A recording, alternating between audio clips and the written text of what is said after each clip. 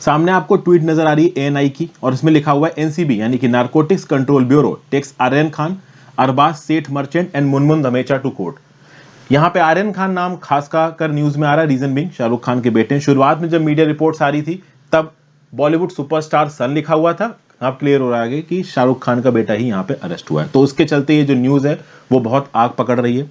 Overall हुआ क्या, Cordelia cruises नाम की एक कंपनी थी, इसने अपने शिप को चार्टर किया एक Delhi based event management company को, जिसपे एक प्राइवेट इवेंट होना है।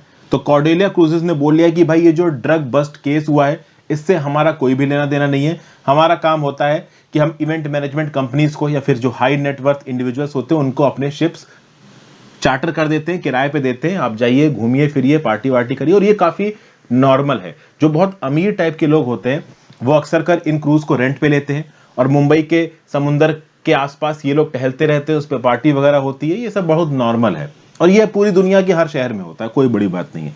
बट ऐसा बोला गया कि जब ये शिप मिड सी में पहुंच गया तो वहां पे एक पार्टी शुरू हो गई और उस पार्टी में ड्रग्स कंज्यूम किए जा रहे थे, और वहां पे पड़ी एनसीबी की रेड। और इस पूरी की पूरी रेड में एक और नाम उभर के आ रहा है, समीर वानखेड़े। समीर वानखेड़े मुंबई एनसीबी के जोनल डायरेक्टर है, नारकोटिक्स कंट्रोल ब्यूरो का जोनल डायरेक्टर, और ये एक बहुत सीनियर पोस्ट होती है। कल की डेट में अगर आप आईआरएस या आईपीएस क्वालिफाई करते हो, आपका कैरियर बिल्कुल बेदाग है, आपकी अपार पे कोई भी डिसिप्लिनरी केस नहीं है, आप एक ऑनेस्ट ऑफिसर समझे जाते हो, तो ही आपको एनसीबी में इतनी सेंसिटिव पोस्ट का चार्ज दिया जाता है। जोनल डायरेक्टर बहुत बड़ी पोस्ट है, एक सीनियर आईपीएस या सीनियर आईआरएस को यह पोस्ट दी जाती है, ठीक है। और एनसीबी एक ऐसा डिपार्टमेंट है जो कि आप समझ ही सकते हैं कि एक्टिविटी में बहुत ज्यादा सेंसिटिव है। वो ओवरऑल उनके जो ऑफिसर्स हैं वो काफी प्रेशर में काम करते हैं, और यहां पे भी प्रेशर आप समझ ही सकते होंगे, चूंकि एक मोस्ट फेमस बॉलीवुड स्टार का बेटा अरेस्ट हुआ है तो इन एनसीबी के ऑफिशियल्स के ऊपर क्या प्रेशर होगा ये भी आप यहां पे समझ सकते हैं। तो टिप ऑफ पे यहां पे एक्टिविटी हुई, ये शिप शायद मुंबई से गोवा जा रहा था, और ओवरऑल यहां पे जो एनसीबी की टीम थी वो एज पैसेंजर्स इसके ऊपर उठी और फिर यहां पे रेड शुरू हुई। हालांकि इसकी एक्चुअल जो मोडस ऑपरेंडी है उसके बारे में चीजें क्लियर नहीं है। बताया जा रहा है कि ये जो पूरा का पूरा इवेंट है, जो इशू है, काफी कॉम्प्लिकेटेड है, ये खुद समीर वानखेड़े ने यहाँ पे बताया है। तो अब जज के पास केस जाएगा, जज से बोला जाएगा कि भाई इनकी पुलिस कस्टडी हमको दी जाए, हमें अभी इन्वेस्टिगेशन करनी है। इन्वेस्टिगेशन करने के बाद चार्जशीट फाइल करेगी पुलिस, उसके बाद जज यहाँ पे डिसीजन देगा, और ये जो पूरा का पूरा प्रोसीजर होगा ये एनडीपीएस एक्ट के अकॉर्डिंग होगा। तो हमारे लिए यहाँ पे एनडीपीएस एक्ट समझना जरूरी हो जाता है। कुल मिला के ड्रग प्रोलिफरेशन के केसेस को रोकने के लिए, ओवरऑल ड्रग्स का कंजम्पशन सोसाइटी में इस प्रकार की अनसोशल एक्टिविटीज ना हो, क्योंकि देखिए ड्रग एक ऐसा मेनेस है जिसने हमारे यूथ्स को बर्बाद कर रखा है। और आपको पता ही है कि रिसेंटली अफगानिस्तान से आया हुआ 3 टन ड्रग्स पकड़ा गया था कांडला ये गुजरात पोर्ट पे।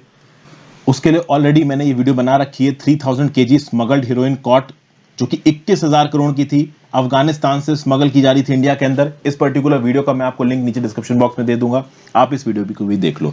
तो इस कंटेक्स्ट में अब हमारे लिए समझना जरूरी हो जाता है कि ये एनडीपीएस क्या है, नारकोटिक्स कंट्रोल ब्यूरो क्या है, और ओवरऑल इंडिया कौन कौन से international conventions to counter the proliferation of drug को साइन करके रखा है। सबसे पहले अगर आप बात करो नारकोटिक्स कंट्रोल ब्यूरो की, तो भाई ये नोडल इंटेलिजेंस एजेंसी है। आपको याद रहना चाहिए narcotics control bureau ministry of home affairs के अंदर ऑपरेट करती है, और ये एक स्टैट्यूटरी बॉडी है। स्टैट्यूटरी बॉडीज क्या होती हैं, वो बॉडी जो कि बेसिकली किसी एक एक्ट के प्रोविजंस के हिसाब से बनी है। तो कौन से एक्ट के हिसाब से बनी है ये नारकोटिक्स कंट्रोल ब्यूरो, नाम है NDPS act, narcotics drugs and psychotropic substances act, ठीक है। Narcotics drugs and psychotropic substances act 1985 में बनाया गया था, और उसके अंदर नारकोटिक्स कंट्रोल ब्यूरो को 1986 में बनाया गया। नोडल एजेंसी है, चाहे भारत सरकार की किसी मिनिस्ट्री या डिपार्टमेंट के साथ कोऑर्डिनेट करना हो, ड्रग के रैकेट्स को पकड़ने के लिए चाहे राज्य की सरकारों के साथ बातचीत करनी हो, चाहे रॉ के साथ बातचीत करनी हो, आईबी के साथ बातचीत करनी हो, एनआईए के साथ बातचीत करनी हो, दुनिया की किसी भी और इंटेलिजेंस एजेंसीज के साथ ड्रग प्रोलिफरेशन के ऊपर बातचीत करनी हो, तो नारकोटिक्स कंट्रोल ब्यूरो यहां पे प्ले में आ जाएगी। सेंट्रल ब्यूरो ऑफ इन्वेस्टिगेशन की बात कर लो, कस्टम्स डिपार्टमेंट की बात कर लो, जीएसटी डिपार्टमेंट की बात कर लो, स्टेट पुलिस डिपार्टमेंट की बात कर लो, नेशनल और स्टेट लेवल पे ड्रग प्रोलिफरेशन डोमेन हो जाता है नारकोटिक्स कंट्रोल ब्यूरो का। तो इस हिसाब से NCB is a very powerful body as far as drug proliferation is concerned. फिर यहां पे सवाल उठता है कि क्या सच में ड्रग्स के साथ पकड़ा गया? जी हां, एक्सटेसी, कोकेन, मेफेड्रोन, चरस, इस प्रकार के ड्रग्स यहाँ पे इन लोगों की कस्टडी में पकड़े गए हैं, उसके बाद ही यहाँ पे अरेस्ट हुए हैं। क्योंकि बड़े लोगों का अरेस्ट बिना किसी प्रूफ के वैसे भी नहीं हो सकता है, क्योंकि बड़े लोगों पे हाथ डालने से पहले इन्वेस्टिगेशन एजेंसीज भी डरती हैं, जब तक अनटिल अनलेस उनके पास कोई प्रॉपर प्रूफ ना हो अरेस्ट करने के लिए। अब ड्रग पॉलिसी ऑफ इंडिया की बात की जाए तो इसमें 2 एक्ट्स बहुत इंपॉर्टेंट हो जाते हैं। एक की तो हमने ऑलरेडी बात की यहाँ पे, narcotics drugs and psychotropic substances act 1985, और इस पर्टिकुलर एक्ट के प्रॉपर इंप्लीमेंटेशन के लिए बनाया गया the prevention of illicit trafficking in narcotics drugs and psychotropic substances act 1988। तो ये 2 एक्ट्स हैं यहाँ पे। एक तो है आपका एनडीपीएस एक्ट 1985, ओवरऑल ये इनैक्ट होगा आपका 1986 में। ठीक है भाई। अब सबसे खास बात उठती है कि एनडीपीएस एक्ट बनाया क्यों गया इंडिया में। तो मैं आपको बता दूं, इंडिया ने बहुत सारे इंटरनेशनल ट्रीटीज को रैटिफाई कर रखा है। जैसे एक ट्रीटी है single convention on narcotics drug treaty, 1961 की इंटरनेशनल ट्रीटी है। एक ट्रीटी है convention on psychotropic substances treaty, ये यूनाइटेड नेशंस की ट्रीटी है 1971 की। एक ट्रीटी है United Nations convention against illicit traffic in narcotics drugs and psychotropic substances, ये 1988 की ट्रीटी है। इन तीनों ट्रीटी के अंदर ये ऑब्लिगेशन है इंडिया के ऊपर कि इंडिया का खुद का एक प्रॉपर स्टैट्यूटरी मैकेनिज्म होना चाहिए जिससे वो ड्रग प्रोलिफरेशन को रोकें। इसीलिए इंडिया ने इनैक्ट किया narcotics drugs and psychotropic substances act. और इस एक्ट के प्रॉपर इंप्लीमेंटेशन के लिए, कुछ कमियों को दूर करने के लिए 1988 में एक और ड्रग कंट्रोल लॉ यहां पे इंप्लीमेंट किया गया जिसका नाम है prevention of illicit trafficking in narcotics drugs and psychotropic substances act. ये 1988 में हुआ है इंप्लीमेंट। मैं आपको बता दूं, ये जो एनडीपीएस एक्ट है ना 1985 का, जिसके अंदर नारकोटिक्स कंट्रोल ब्यूरो बना है, इसको 3 बार अब तक अमेंड किया गया है। एक बार 1988 में, एक बार 2001 में, एक बार 2014 में। 1988 में तो prevention of illicit trafficking in narcotics drugs and psychotropic substances act ही आ गया। 2014 के अमेंडमेंट के थ्रू वो ड्रग्स जो कि कहीं ना कहीं ओवरऑल पेन रिलीवर की तरह काम करते हैं, जब इंसान को कोई बहुत टर्मिनल बीमारी होती है, उसको बहुत दर्द हो रहा है, तो ऐसे केसेस में ये ड्रग्स उसके दर्द को रिलीज कर सकते हैं।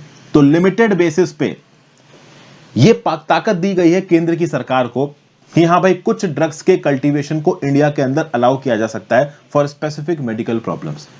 समझ गया बात को। 2014 से पहले वो ड्रग्स जो कि स्पेसिफिक मेडिकल प्रॉब्लम्स के लिए अलाउ किए जा सकते हैं, ये डिसाइड करने की ताकत राज्य की सरकार के पास थी। 2014 के बाद एनडीपीएस में अमेंडमेंट करके ये ताकत केंद्र की सरकार के पास कर दी गई है ताकि पूरे देश में केवल एक नियम कानून इंप्लीमेंट हो।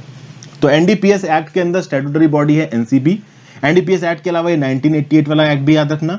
और नारकोटिक्स कंट्रोल ब्यूरो एक स्टैट्यूटरी बॉडी है, मिनिस्ट्री ऑफ होम अफेयर्स के अंदर काम करती है। इस प्रकार का कोई एक एमसीक्यू आपके सामने आ सकता है यूपीएससी में। मेंस के लिए भी स्पेसिफिक इंफॉर्मेशन आपको यहाँ पे मिल गई है, कौन कौन सी इंटरनेशनल ट्रीटी ऑब्लिगेशन है इंडिया की when it comes to tackling drug proliferation, ये भी मैंने यहाँ पे आपको बता दिया है। तो मेंस और प्रीलिम्स दोनों पर्सपेक्टिव से आपको इनफ इंफॉर्मेशन मिल गई। आई होप वीडियो से कुछ ना कुछ यूजफुल जानने को मिला हो। ज्यादा से ज्यादा लोगों के साथ शेयर करिएगा। इंस्टाग्राम पे चाहे तो फॉलो कर सकते हैं, नीचे डिस्क्रिप्शन बॉक्स में लिंक दे रखा है। टेलीग्राम ग्रुप ज्वाइन कर लीजिए और अगर आपको काम पसंद आ रहा है तो ज्वाइन बटन दबा के हेल्प भी कर सकते हैं। Have a great day friends, good bye. हर चीज का लिंक नीचे डिस्क्रिप्शन बॉक्स में दिया हुआ है।